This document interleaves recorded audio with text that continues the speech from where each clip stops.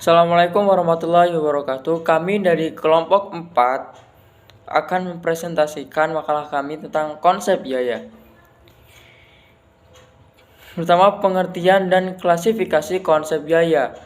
Akuntansi biaya merupakan salah satu pengkhususan dalam akuntansi, sama halnya dengan akuntansi keuangan, akuntansi pemerintah, akuntansi pajak, dan sebagainya.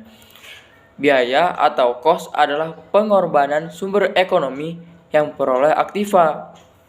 Kalau untuk beban atau expense adalah pengorbanan sumber ekonomi yang ditujukan untuk memperoleh pendapatan. Objek biaya adalah suatu yang kita inginkan untuk suatu biaya yang diukur. Objek biaya itu dapat berupa produk, aktivitas, proyek, departemen, dan lain-lain. Nah, klasifikasi biaya, walau bersifat homogen, namun dalam laporan laba rugi konvensional dilakukan klasifikasi biaya untuk tujuan analisis yang pada umumnya klasifikasi biaya yang sering dilakukan adalah yaitu yang pertama, klasifikasi harga pokok barang yang terjual atau cost of goods sold. Yang kedua, klasifikasi biaya tetap dan biaya variabel. Nah, klasifikasi biaya menurut waktu pengakuan atau timing recognition yaitu yang pertama, biaya produk atau produk cost adalah biaya yang terjadi dalam rangka membuat produk. Dan yang kedua yaitu biaya periode atau period cost adalah biaya yang terjadi dalam satu periode yang tidak ada kaitannya dengan pembuatan produk. Yang ketiga yaitu biaya semi variabel.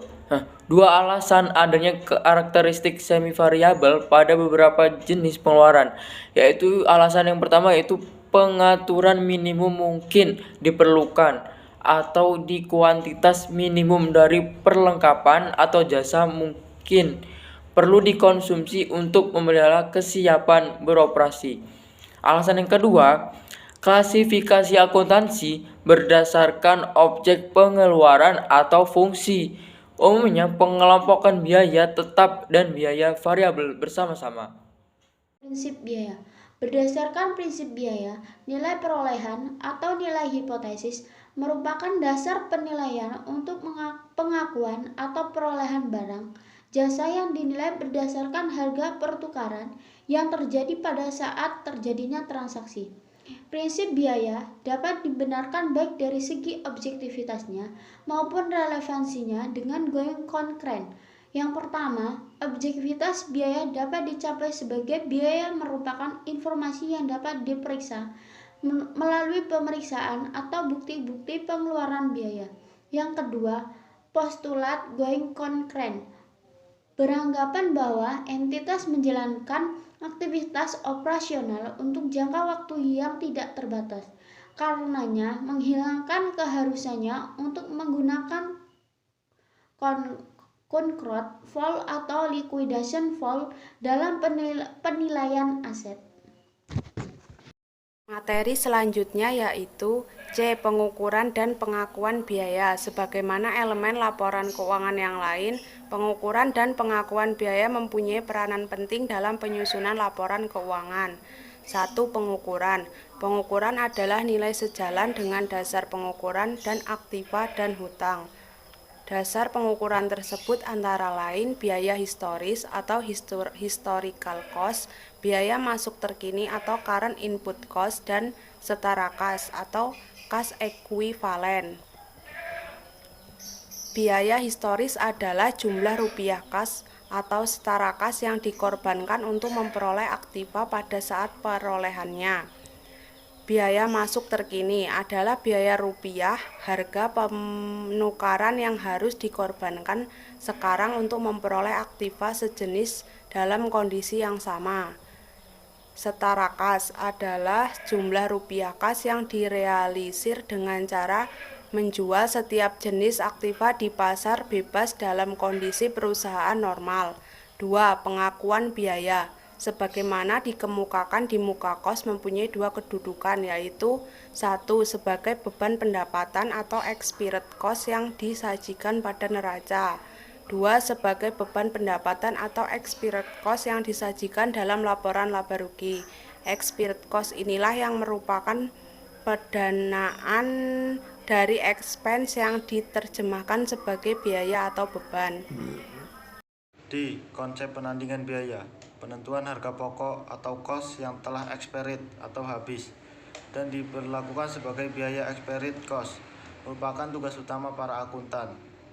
Selanjutnya, biaya tersebut diperbandingkan dengan pendapatan. Dalam prosedur akuntansi, langkah pertama adalah menentukan pendapatan dan kemudian diikuti langkah kedua, menandingkan pendapatan dengan biaya. Pada langkah yang kedua, ada pertanyaan muncul, yaitu bagaimana penandingan yang tepat antara biaya dan pendapatan. Arus biaya produksi. Apabila biaya produksi muncul, maka biaya tersebut akan dicatat sebagai persediaan. Pada proses manufaktur terdapat 3 jenis persediaan, yaitu A. Persediaan bahan baku adalah bahan baku yang dibeli di mana nanti akan dipakai untuk membuat suatu produk. B. Persediaan barang dalam proses adalah produk yang sudah dibagikan proses produksi tetapi produk tersebut belum selesai. C. Persediaan barang jadi adalah barang jadi yang sudah siap diproses tapi belum berhasil dijual. Pola perilaku biaya. Halim DKK menyatakan sebagian besar keputusan yang diambil oleh manajemen memerlukan informasi biaya yang didasarkan oleh perilakunya. Perilaku biaya adalah pola perubahan biaya dalam kaitannya dengan perubahan volume kegiatan atau aktivitas perubahan. Besar kecilnya biaya dipengaruhi oleh besar kecilnya volume produksi atau volume penjualan, berdasarkan hubungannya dengan volume kegiatan perusahaan. Perilaku biaya merupakan hal yang sangat penting bagi suatu organisasi dalam hal pengambilan keputusan. Yang pertama, biaya relevan. Mengatakan ada 2 kriteria yang harus dipenuhi dalam biaya relevan, yaitu merupakan biaya masa datang yang diharapkan bisa terjadi dan biaya yang berbeda di antara alternatif yang ada. Yang kedua, aplikasi biaya relevan dalam pengambilan keputusan. Menjelaskan, penerapan analisis biaya relevan dapat bermanfaat bagi manajemen dalam mengambil keputusan. G. Pendekatan atau cost plus. Biaya cost merupakan komponen penting yang harus dipertimbangkan dalam penentuan harga jual produk atau jasa. Harga jual produk atau jasa pada umumnya ditentukan dari jumlah semua biaya ditambah jumlah tertentu yang disebut markup. Cara menentukan harga jual tersebut dikenal dengan pendekatan atau cost plus. Ada 3 konsep yang dapat digunakan untuk menentukan harga jual dengan pendekatan. Yang pertama, konsep biaya total. Yang kedua ada konsep biaya produk, dan yang ketiga konsep biaya variabel. Sekian video dari kami. Kurang lebihnya kami mohon maaf. Wassalamualaikum warahmatullahi wabarakatuh.